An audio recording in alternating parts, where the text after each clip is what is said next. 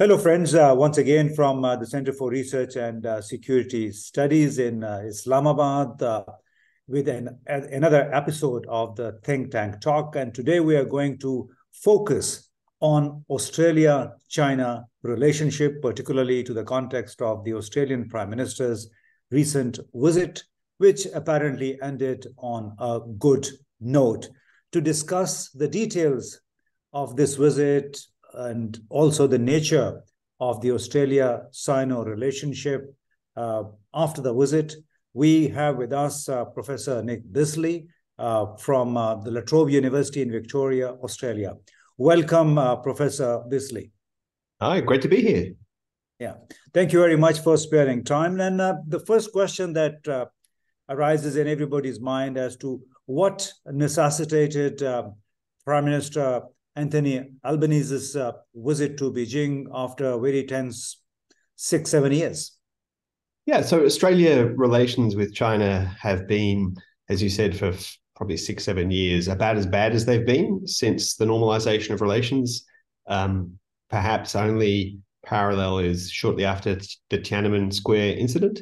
But I think actually the sustained duration of the diplomatic deep freeze and the essentially complete cessation of political relations between the governments really doesn't have any parallel.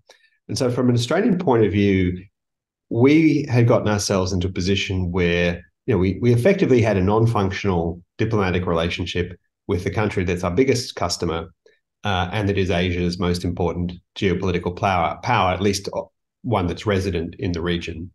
And so the government, I think, had taken the view that it needed to improve things. But equally, politically, the Albanese government was in a difficult position in the sense that the coalition government has always seen security relations as its strong point, and that the Labor government is potentially electorally vulnerable on that front. And so Albanese had to move fairly cautiously in defrosting the relations. He didn't want to be able to give the opposition the opportunity to kind of paint him as weak on China or soft on security or willing to sell out Australian interests. And incrementally, there's been quite a lot of, behind the scenes diplomatic interaction and a lot of give and take on both sides. But I think it's important also to stress that it wasn't just the case that Australia decided to shift its attitude towards Beijing. Beijing, I think, also had softened its rhetoric towards Australia. So, of course, China had been the precipitant of coercive trade policies on Australia. It had been very voluble in its criticism of the government, so that diplomats resident in Canberra had issued 15 talking points that Australia had to change if the relationship was to improve. And what we saw over the past, was really prior to the Albanese election in 2022, you began to see in the diplomatic representation in Canberra a shifting language and a shifting tone that was also matched, I think, by a general shift in Beijing's outlook internationally. And I think on that front, the war in Ukraine, in a general way, helped, because I think Beijing has found itself painted in a bit of a corner by its relations with Russia. And given the domestic economic challenges that Beijing has, it probably doesn't need to be fighting with every trade partner it has, and particularly a very good trade partner like Australia. So there were a few things that lined up to get us to this point where Albanese could go. And of course, first time an Australian Prime Minister has been in China since Barack Obama was president of the United States. So it's been a long while. And so the symbolism, I think, is really very positive. Mm-hmm. Yeah, that's a very good point. It obviously takes two to tango. So it has been sort of reciprocal. And that's why probably there seems to be some thaw also in the relations between the United States and China, and the President Xi Jinping and Joe Biden had apparently a good meeting. Would you say that this tagging along the United States has somehow impacted Australia's position vis-a-vis China and countries that are aligned with China? I think so. I mean, I think the way in which the Biden administration has, over the past 12 months or so, sought to improve ties with Beijing, sending senior cabinet level officials on regular meetings to Beijing, notwithstanding the spy balloon and things like that. The past 9 months has been a real concerted effort by both sides, by Beijing and Washington, to improve their ties, and I think that helps Australia. And we are clearly on the American side of the ledger from Beijing's point of view, no question about it. Whether that's a right perception or not, but that's the view. So that as the temperature on that relationship cools, then that is beneficial from a Canberra point of view. Mm-hmm. Do you now expect the relationship to go back to where it was in 2016-17 after this meeting, and particularly after also the re-warming up of the relations between Washington and Beijing? I don't think it'll go straight back to the really positive tone that it had for probably about 10 years, from around 2003, 2004 till around 2014, 2015. I think there's lots that could go wrong. For example, there remain significant tariffs in place on Australian wine exports to China, on beef and on lobsters.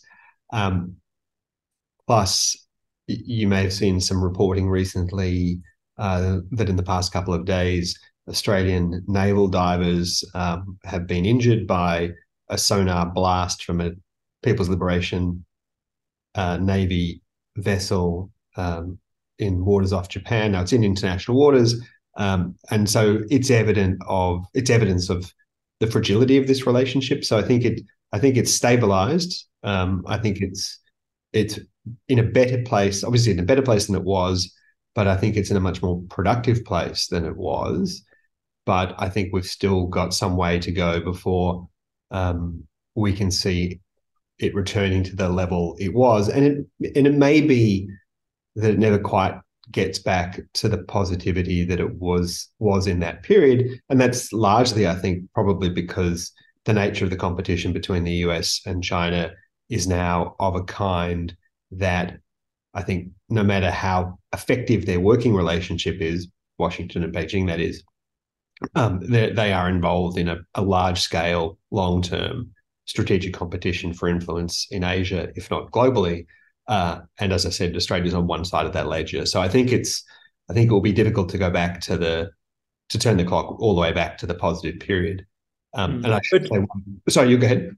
No. I just wanted to ask, to what extent can Australia basically carve its own way for relations with China when it is, as you said, it sort of deeply, firmly anchored into the Western alliances, into the Quad and other United States-led partnerships? Yeah, I think it does limit what we can do, and I think you can't pretend that the closeness of our relationship with Washington and the increasing way in which our militaries are being interlinked, and AUKUS is a classic example of the way in which our submarine capabilities are really, inextricably going to be connected to the American military for generations, if not indefinitely. So I think that limits our freedom of maneuver, but there is still room to move, and there's still room to carve space out. The relationship is driven by shared interests. They buy what we export, not because they love us or want to do us a favor. They need it. We import things from them, again, not because we love them, but because of market reasons. There's a big Chinese diaspora in Australia that shouldn't be overlooked in terms of what's significant in the bilateral relationship that will ensure it always has a degree of distinctiveness from the United States. But there is a big kind of structural constraint in all of that. It is literally impossible to imagine, for example, Australia deciding to go down to take a sort of 90-degree turn from its relationship with the United States and say we will become a neutral player in the competition between the US and China. That's not on the cards. But there's still within within the nature of our links with China, our links with the United States, there remains a lot of room to carve out a distinctive relationship. Yeah, I guess if individual countries have to take their own national security, economic interests into consideration, then I think they certainly can try to carve their way out. One other question that relates to the Western view on China, and that is the human rights situation there. Every now and then we see and read a lot on the Chinese Xinjiang province, what's happening there. But then there's the other side to it. October 7, Israel, Hamas, and then this practically unquestioned support for Israel as far as the war is concerned. Now, to what extent would you say, if at all, the Western position on Israel in the recent conflict has impacted the ideals of democracy, of the fundamental rights, human rights that it stands for? I think it makes it, as always, it's a difficult balancing act that you have to strike between interests and values. I think Australia has always found this tricky because I think we like the rhetoric of universal human rights and liberal values. We ourselves are no paragons. We look at our treatment of our Indigenous population, for example, and we're quite happy to ignore the human rights of Timorese, West Papuans. The list is long where we see it's in our national interest to do so. And I think that's always going to make things difficult. And I think what we are, I suspect, likely to see, and in fact, I think it was already visible, but what's probably likely to come out of the October, the conflict in Palestine, Gaza, Hamas and Israel, is going to be a greater level of kind of pragmatism in the language that's used by the US and its allies vis-a-vis China in particular. I think what we saw not that long ago from Biden, Australia was like this, Japan was like this, was framing it in very stark, ideological terms. This is a war of, not a war, but this is a struggle. This is US-China. This is a struggle between democracies and autocracy. Illiberalism must be, we must stand up in the face of these, and democracy is at risk.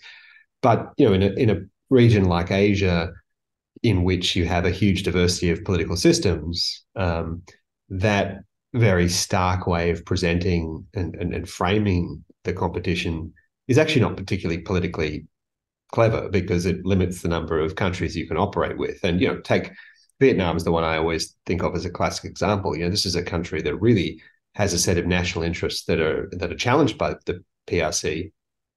But if you try to run a really hard rights-based, values-based approach to what you're doing in the region, then you can't play ball with Vietnam. You can't play ball with many of the countries in the region. So there needs to be a degree of pragmatism about it.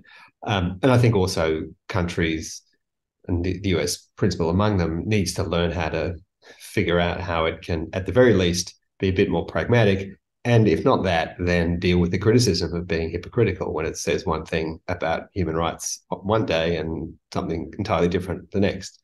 But, it's got experience on this. Look at, the Cold War the history of the Cold War was very much America, defending human rights and liberal human values on one day and getting in bed with pretty nasty right-wing authoritarian dictatorships the next. Yeah, that's what I wanted to point out, that would you agree that in this world of conflicts around us, it has become very difficult, at times embarrassing for us so-called intellectuals, for you as the academic, to be talking about the human rights, about democratic rights, that they have taken a hit in view of what we have seen in the Ukraine, also in India. There's been a very critical report about the non-Hindu minorities, what's happening to them in India. And then also the latest is Israel or Palestine. So that as a whole, these notions of democratic rights and the rule of law have taken a big hit. Would you agree with that? Oh, undoubtedly. I mean, I think it is the past. It's hard to know exactly when to begin to date it, but probably the past 3 or 4 years has seen a clear decline in democracy and liberalism, liberal values, just call that more broadly, across the world generally, but particularly, in our region. If you take a broad view of Asia, from Japan across to Pakistan, Afghanistan, and even perhaps across to Southwest Asia to include Israel, Palestine, across the board, you see whether it's big countries like India with really significant, curtailing of freedom of expression, attacks on the media. There's some pretty nasty sectarian, authoritarian tendencies that are being actively encouraged by some pretty influential political players in that country. You see it in Indonesia, you see it in the Philippines, although they've seemed to have ebbed a little bit. So it's you feel as if the very first 10, 15 years of the 21st century was a period where you felt like democracy was in an expansionary phase. Each year you felt like there were more democracies, there were more elections, free and fair elections, liberal values in trade. We've seen for the past 10 years or so, 10 or 15 years, a clawing back of that, and in very significant ways and in quite worrying ways. And of course, the United States itself, you see in the political movement around Trump, some pretty serious, real attacks on democracy by a country that thinks of itself as the bastion of, the greatest defender of democracy. And it's got to look in the mirror. Yeah, this is actually one dilemma that confronts us. I was at a lecture at one of the universities recently, and we were discussing the same issues.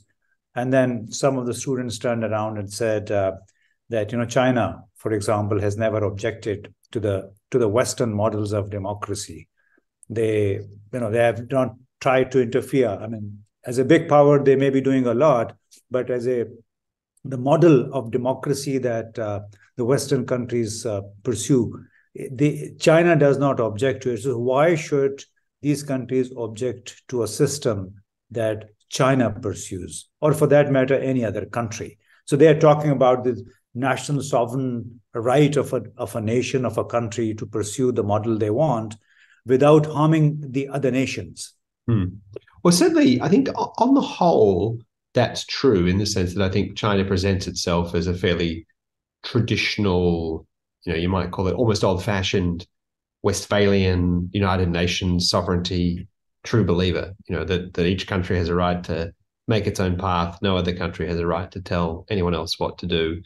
And I think that's largely true. And it's certainly, you don't see in Chinese foreign policy, even under Xi Jinping, even in its most, I think, ambitious and risk-taking, or sort of where its risk appetite has gone up, you don't see a desire to export its model. The one thing that you saw from the Soviet Union very clearly was, it wanted to export the Soviet model of politics and economy. If you sided with the Soviets, you got the full package. You've got the Soviet political system, you've got the Soviet economic model, you got the Soviet economic support. China isn't at this stage in any way interested in exporting its model. I mean, it thinks its model is great. It thinks it works really well. It's certainly keen to export its vision of economic development and to support that through infrastructure loans and things along those lines. And we can argue the strengths and weaknesses of that. But on the sort of the other side of the ledger, though, China is certainly pretty actively involved in political interference in other countries. It's certainly keen to, and that's one of the things that set back the bilateral relationship between Australia and China, in 6-7 years ago, was when news reports brought to light various efforts, not particularly successful, it has to be said, and fairly clumsy, but nonetheless, there were very clear efforts from Beijing to influence Australian politics, to provide money to support politicians who would advance a pro-PRC line. And that really spooked the Australian political establishment. The intelligence agencies in particular became very, very concerned about the extent to which that was occurring. I think they overestimated it. I think they overstated the degree of it, and B, the risk that it would actually be corrosive to national life. But the anxiety was real, and there was something going on. And now, the counter argument that people make is to say, look, all major countries do this. All countries advance their interests. They use espionage. The US does it. The French do it. The Germans do it. The Israelis Almost every country, yeah. Yeah, everyone does it to the extent to which they can. And China's just got deep pockets and lots of intelligence agencies, and they're getting better at it. And I think probably it's fair to say that both sides are probably right in this, in the sense that I don't think, what you don't have is Chinese intelligence agents or their proxies seeking to transform the Australian political system into a PRC kind of model. That's not happening. But you definitely have people trying to advance a PRC agenda through soft power, through, traditional, and sometimes nefarious means. Like I said, I don't think it's particularly effective, but it's there. But it is an interesting, I think China does represent, as a major power, even though it's a communist power, it isn't one that's trying to make the world communist in its image. I think that is correct at this point. And you don't see Xi Jinping, that's not on his list, on his pretty ambitious set of things that's on his to-do list. Well, that's a fantastic point to conclude this conversation. A valid point, because we have been hearing a lot about the difference between the geopolitics and geoeconomics. So you, on the one hand, see the United States as a proponent of geopolitics. Even in Pakistan, we see some manifestations of that geopolitics, unfortunately. And on the other hand, we have China as a proponent, as a torchbearer of geoeconomics, and we have seen a lot of investment from China. So you can put a spin on it, but regardless of that, the issue is that almost every country has been then begging China for support, for infrastructure development support. And obviously China has the right and has done that also in the case of Pakistan. Pakistan has a special relationship with China. It's rooted in history. But as you said, China apparently doesn't want to export its model. And probably it's more interested in exporting as much as it can. The world basically favored China when it became a big source of a big supply chain, for almost everything. So cheap products and in abundance. So thank you very much.